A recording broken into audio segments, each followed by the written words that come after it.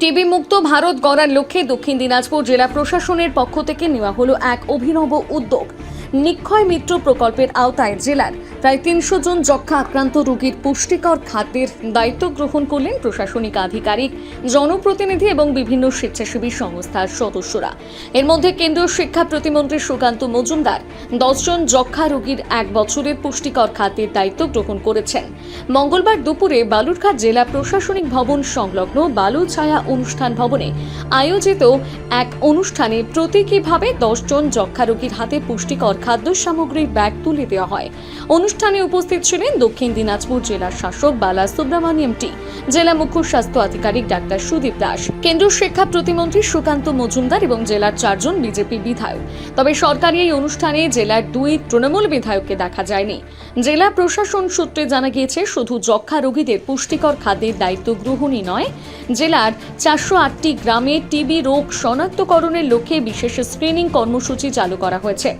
এই প্রসঙ্গে জেলা শাসক বালা সুব্রমণিয়াম টি বলেন, অন্যান্য বিশিষ্ট কর্মসূচির জন্য আমরা সবাই মিলিত হয়েছি। আমাদের সাথে মাননীয় সাংসদ সাহেব সুকান্ত মজুমদার সাহেব আছেন এবং আমাদের ৪ জন বিধায়ক সাহেবরা আছেন এবং আমাদের স্বাস্থ্য দপ্তরের সিএমও সাহেব এবং অন্যান্য সবাই সহকর্মীরা আছেন।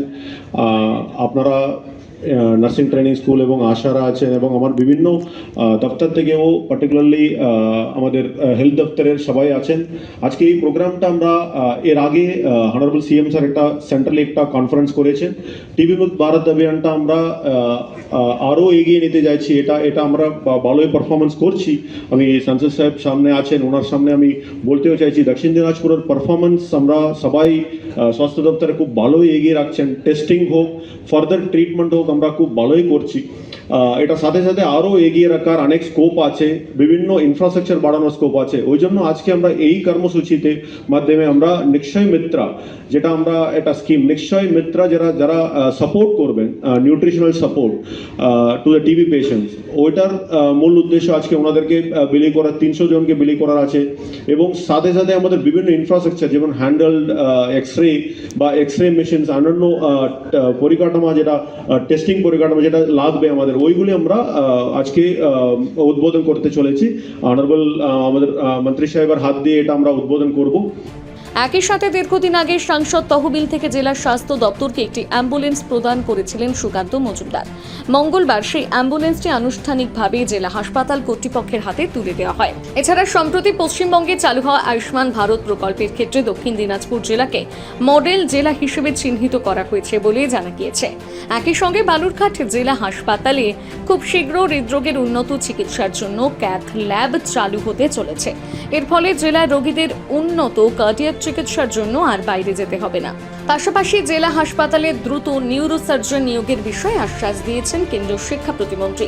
আগামী দিনে জেলার প্রতিটি প্রাথমিক স্বাস্থ্য কেন্দ্রে ইসিজি পরিষেবা চালুর পরিকল্পনা রয়েছে বলে তিনি জানান। এই বিষয়ে কেন্দ্রীয় শিক্ষা প্রতিমন্ত্রী সুকান্ত মজুমদার বলেন, সবাই জানি যে অত্যন্ত চ্যালেঞ্জিং একটি রোগ আমাদের জন্য। চ্যালেঞ্জিং কেন? তার কারণ হচ্ছে সঠিক সময়ে যদি রোগ নির্ণয় না হয়, যদি খুব দেরি হয়ে যায়, তাহলে ডাক্তারবাবুদের কাছে আর কিছু করার থাকে না। এবং আমরা জানি যারা মেডিকেল পেশার সাথে যুক্ত বা এই লাইনে যারা যুক্ত তারা জানি যে মাইকোব্যাকটেরিয়াম টিউবারকুলোসিস একটি ব্যাকটেরিয়া, সেই ব্যাকটেরিয়া এই রোগটি ঘটায়। এবং বিজ্ঞানের কাছে সবথেকে বড় চ্যালেঞ্জ হচ্ছে ব্যাকটেরিয়া এমন একটা জীব বা অণুজীব বলা ভালো, যারা খুব তাড়াতাড়ি পরিবর্তন করে নিতে পারে নিজেকে।